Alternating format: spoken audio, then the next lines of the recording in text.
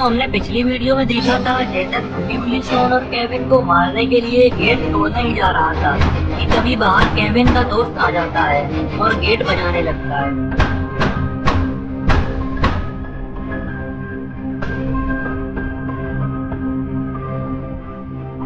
Gate की आवाज सुनते ही जेसन गेट की तरफ जाने लगता है।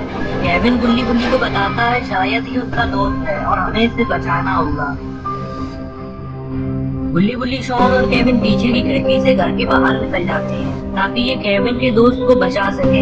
अब आगे बुल्ली शॉन और केविन घर के आगे की तरफ जाने लगते हैं ताकि ये केविन के दोस्त को जेसन से बचा सके, लेकिन इनके पहुंचने से पहले ही जेसन गेट खोल देता है।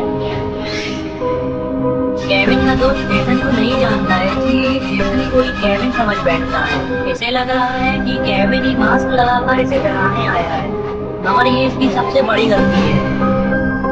केविन का दोस्त जेसन का मास्क उतारने के लिए हाथ आगे बढ़ाने लगता है। जेसन इसका हाथ आगे आता देख इसका हाथ ही अलग कर देता है और देखते ही देखते जेसन इसके 2 टुकड़े कर देता है।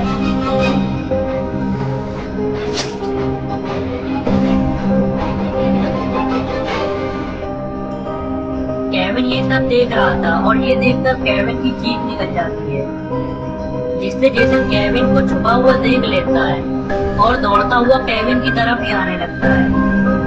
बुल्ली शॉन और केविन जल्दी से भागते हैं, मगर इस बार केविन जेसन से नहीं बच पाता है।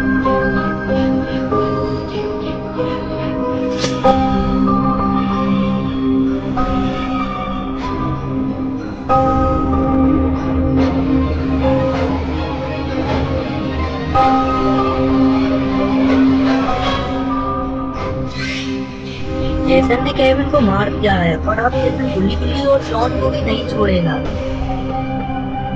ये सब देखकर बुल्ली और शॉन बहुत डर जाती है और इन्हें बहुत बुरा भी लग रहा था कि ये केविन को नहीं बचा सके। तभी शॉन बुल्ली से कहता है हमें केविन का बदला जेसन से लेना होगा।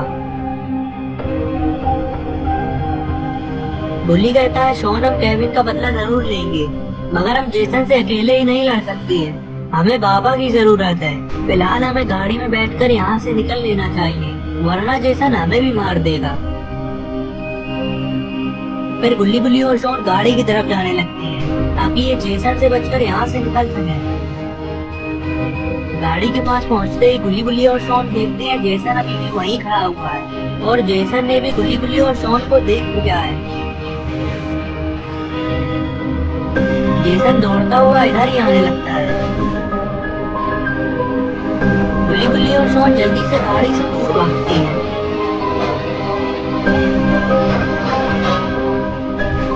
जेसन ये समझ चुका है कि ये लोग गाड़ी में बैठकर यहाँ से भागने वाले थे, इसलिए जेसन गाड़ी को ही तोड़ने लगता है ताकि बुल्ली और शॉन यहाँ से बच के न जाने पाए। जेसन गाड़ी को मार के गाड़ी की हालत खराब कर देता है।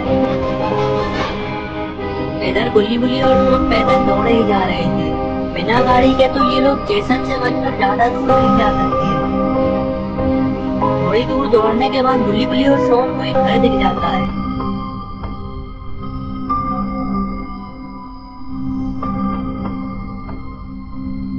बुल्ली और शॉन से कहता है मैं आगे जाकर देखता हूँ, शायद हमें वहाँ से मदद मिल जाए।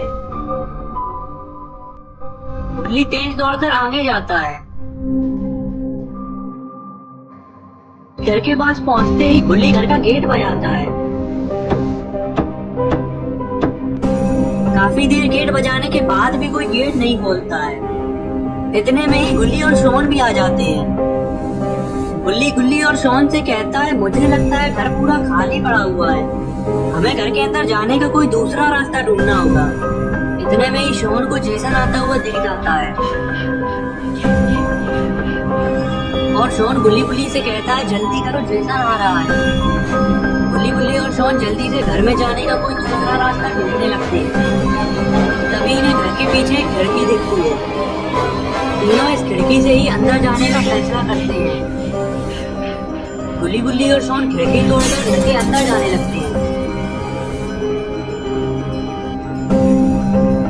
खिड़की टूटने की आवाज से घर का मालिक जाग जाता है और ये समझता है कि खिड़की तोड़कर कोई चोर अंदर आ गया है और ये जल्दी से पुलिस को फोन लगा देता है। फिर जब ये गुल्ली गुल्ली और शॉन को देखता है तो कहता है, तुम लोग कौन हो? यहाँ पर चोरी करने के लिए कुछ नहीं है, यहाँ से चले जाओ। गुल्ली कहता है, देखो चोर नहीं है, हमारे पीछे एक खूनी दरिंदा पड़ा हुआ है जिसका नाम जेसन है। वो 2 लोगों को पहले ही मार चुका है और अब वो हमारे ही पीछे आ रहा है। तभी ये घर का मालिक कहता है, तुम जिस खूनी जेसन की बात कर रहे हो वो बहुत पहले ही मर चुका है। मैं जानता हूँ तुम लोग चोरी करने आए हो। मैंने पुलिस को फोन कर दिया है, पुलिस यहाँ पहुँचती ही होगी। इनकी बहस चली रही होती है कि तभी बाहर गेट बजने लगता है।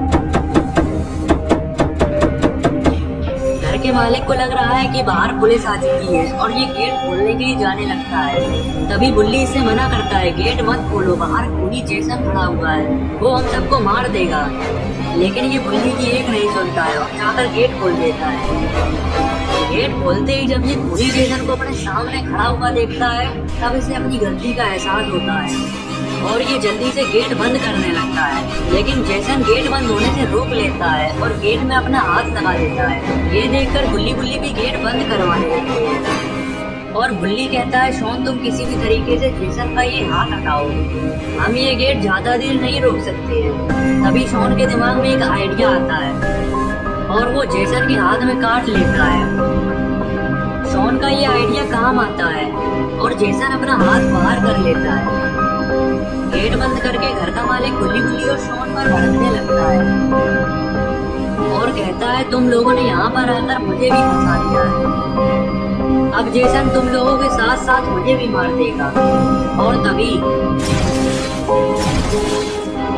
ये देखकर गुल्ली गुल्ली और शॉन सीधे घर के ऊपर की तरफ आते हैं। जेसन भी इनके पीछे आने ही वाला होता है। तभी पुलिस यहाँ पर पहुँच जाती है। घर के मालिक ने ही पुलिस को फोन लगाया था, लेकिन ये तो अब जेसन के हाथों मारा जा चुका है। जेसन पुलिस को आता देख घर के अंदर जाकर छुप जाता है। गुल्ली गुल्ली और शॉन भी छत से पुलिस को देख रहे हैं और इन्हें ये लग रहा है कि पुलिस इन्हें अब जेसन से बचा लेगी। गाड़ी में से 2 पुलिस ऑफिसर्स उतरते हैं और दोनों गुल्ली गुल्ली और शॉन की तरफ ही देखने लगते हैं। तभी गुल्ली ऑफिसर्स को बताता है, नीचे खूनी है जिसका नाम जेसन है, इसी ने ही घर के मालिक को मारा है और 2 खून ये पहले ही कर चुका है। इसे यहाँ से पकड़ के ले जाओ वरना ये हमें मार देगा। और तभी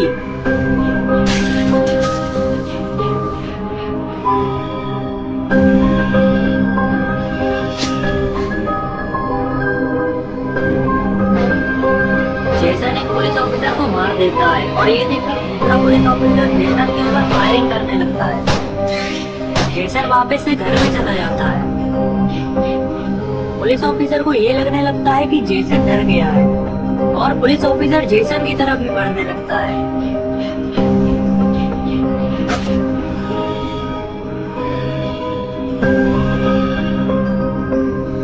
जेसन बड़ी चालाकी से दोनों पुलिस ऑफिसर को मार देता है। ये देखकर गुल्ली गुल्ली और शॉन घर के पीछे की पहाड़ी पर कूदकर सीधे जंगल की तरफ भागती है।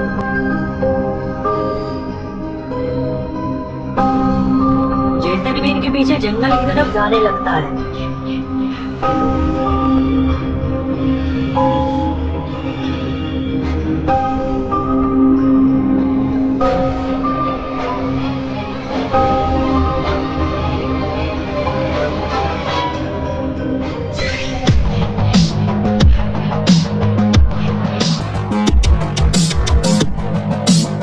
ये क्या, ये तो बाबा हैं, लेकिन बाबा आखिर यहाँ पर कैसे पहुँचे?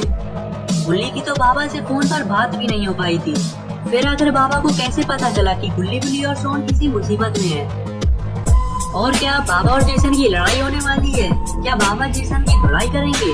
और आखिर बाबा यहाँ पर कैसे पहुँचे? ये सब हम जानेंगे अगली वीडियो में। तो अगली वीडियो देखने के लिए चैनल को सब्सक्राइब जरूर कर लेना और बेल आइकन को भी दबा देना ताकि वीडियो अपलोड होते ही नोटिफिकेशन मिल सके।